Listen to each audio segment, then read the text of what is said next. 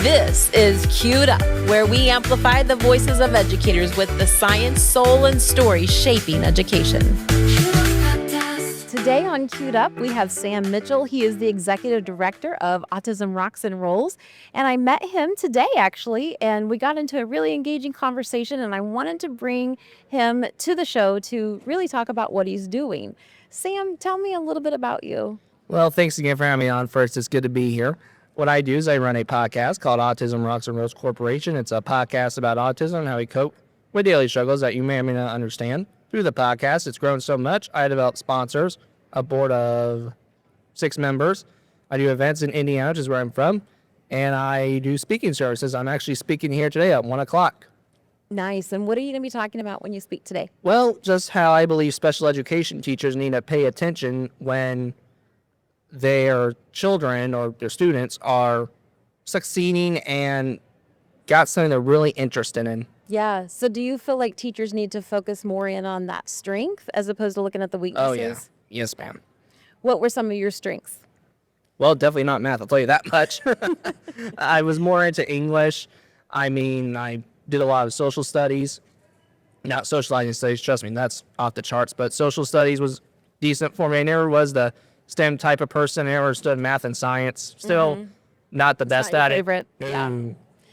But when we were talking earlier, you had a special interest. What was that subject? Professional wrestling, ma'am. Okay. And what were some of the ways you felt like special education teachers could have helped you had they used professional Tap wrestling? into the interest. I mean, we were briefly talking about before we recorded today. I would have loved to figure out the velocity of their person doing a backflip off the top rope, or Yes. the figuring out the size of the wrestling ring using the Pythagorean theorem.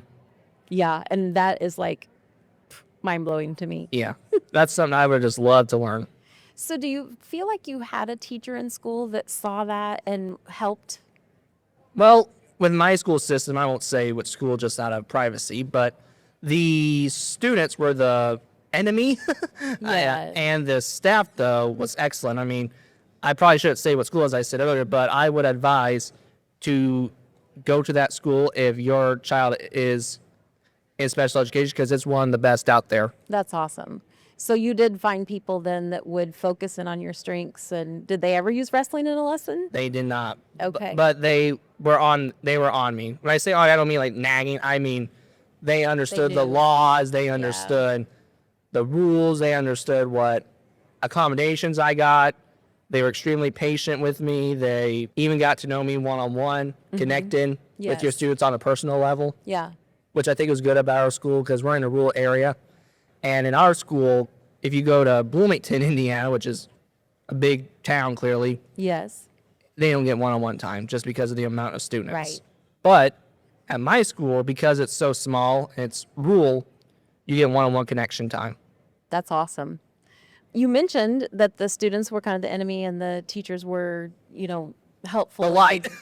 Yeah. Let's call it the light. Yeah, and that happens a lot. What were some of the things that you did to overcome that? Well, it was definitely difficult because I got excluded a lot, and my bullying wasn't more of getting kicked in the shins at 9 a.m. each morning. It was more of behind the back bullying. You got excluded a lot, dealt with all the stereotypes. You can't send a kid to the office for excluding them, although I wish you could. Right. And it makes it easy for that behavior just to keep going again and again. Right, and the way I did it is, looking back on it now, I really didn't think I had a good grasp on it. So what I did back then was I tried to stay with the people who understood me as much as I could. Right. Now, clearly, I didn't every moment because school is school. Right. But we have to be around some people we don't like, right? Yep. But I try to be around the people I trusted and liked the most as much as I could. Yeah. And then once I hit sophomore year, I won't say took a brain trip, maybe is the best way to put it. I still don't know how to describe what I did, but I think by the end of my freshman year, I got tired of it. I was just over getting poked by bears, I was over getting excluded, and I finally just said, all right, I'm going to just put myself out there and see what the heck happens. If this affects me the wrong way, it affects me the wrong way. At this point, I have to be kind of a selfish jerk and care about myself right now. Yeah. Still the best decision of my life to this day. That's awesome. So you went on to college. Yes, ma'am. And did you feel like it was similar in college with your peers? Not really. Yeah. I would say it was more accepting. Yeah. In We my grow college. up a little, I think. We finally learn, hey, it's not cool to be a jerk. My problem is I think I'm a very out of the type box person. I'm very out there. You could probably tell from when we first met. And some people, it's like, whoa, it's a lot. You're I'm a very lot. outgoing. That's why I would describe you. Yes. Like you were very engaging and outgoing, and you know what your goals are, and you speak to those. So I Right. appreciate that. Yeah, I know what I want. I've been taught that from a very young age. Before we continue, this episode is sponsored by Q360 Workforce Solutions. If you're a leader listening, you already know the problem. Q360 helps districts get ahead of the staffing and support gaps. This isn't about looking good on paper, it's about keeping schools steady. All right, back to the conversation. So tell me about what your degree was in. It was in broadcasting, ma'am. Okay, and so that fits your podcast stuff really well. Oh, yeah. Now, tell me about some of your guests that you've had on your podcast. Well, I've had a lot of guests on. I've had 11 professional wrestlers. I've had Mick Foley on. I've had Jake the Snake on. I've had Kane. I've had Bill DeMott. I've also had a Mayor's Got Talent contestant. So I know how much of a fan of a show you are of that. I love it. Oh, it's one of my favorite shows. Trust me. I think it gives people a good platform to expand their horizons and great PR. But So, how did you get these people on the show? well, there's a lot. Begging people, Sam. Well, there's a lot of different ways. I try to do it mainly face to face. So some of these wrestlers, there's a big Midwestern professional wrestling event called the Squared Circle Expo.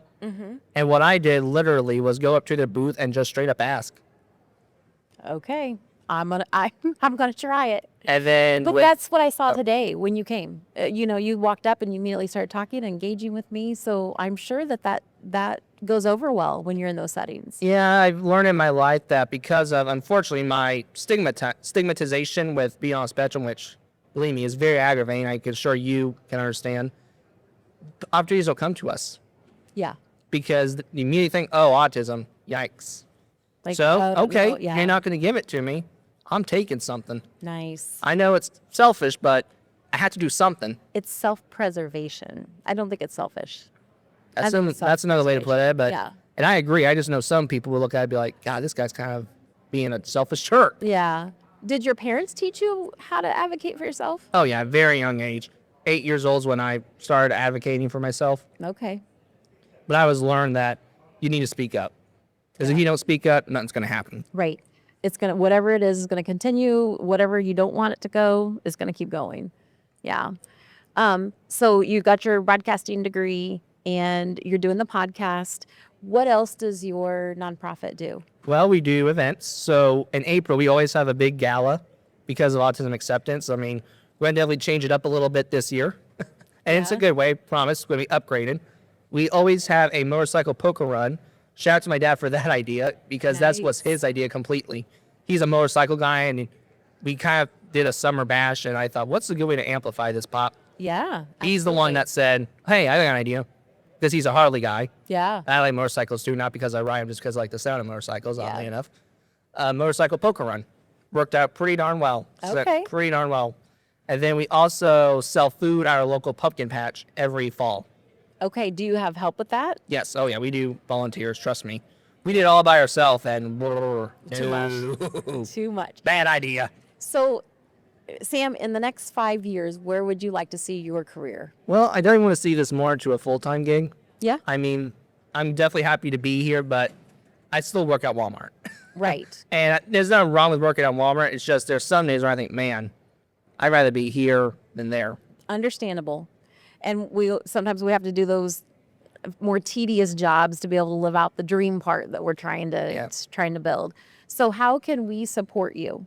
The best way to support me is to donate because we're a nonprofit, clearly. Uh-huh. But checking out the podcast is just one step. And there's other ways to get more involved. You could find me on your favorite media platform. I'm not a hard guy to find. You limit your search engine optimization, something will pop up. Okay. And we will make sure that when we produce this, that we get your website and all of that information in so they'll be able to click right on it and take care of it. I'd like to close with you telling me one bit of advice you would have for special education teachers. Well, I might make it a two-parter for you, give you a little bonus. I would say I could give one for special education teachers and one for life in general. Okay. So the special education teachers' advice I have is circling back to what I'm going to be talking about today. Pay attention to what your students love. I mean, Yeah. if they love it, they're interested because I'll be honest, there's some disabilities out there like autism who you have to tap into them or they're in la la land. They don't care. Yeah. I mean, did I care about algebra? No. But would I have cared if they used Red Dead Redemption or Scooby Doo? Oh my goodness, Yeah. yes. Yeah, exactly. I would have cared a lot those more. likes. Yeah. And then my words of advice for in general is if the world could just be nice and not act so stupid, I think we get along so much better, don't you think? 100%. Someone- We're on the same page. Yeah, someone literally said should be the standard for everything you do. Yes. Sam, it has been a pleasure having you here today. I'm so glad you fit us in because you have a busy schedule and you were able to hop on here and do this. And I'm excited to see your journey. I see good things in the future for you. Oh, I do too, trust me. There's some days I think it might be wild, but I got somewhere in my life, so I can only see it going up from here. I mean, right now you're getting ready to speak at 1:00, right? Yes, ma'am. Somewhere. Well, you have a great time at your talk, and maybe I'll be able to stop by and check it out. All right, well, I appreciate you. I've had a blast today. Thanks for listening to Queued Up. Follow and subscribe to stay queued up for what's next.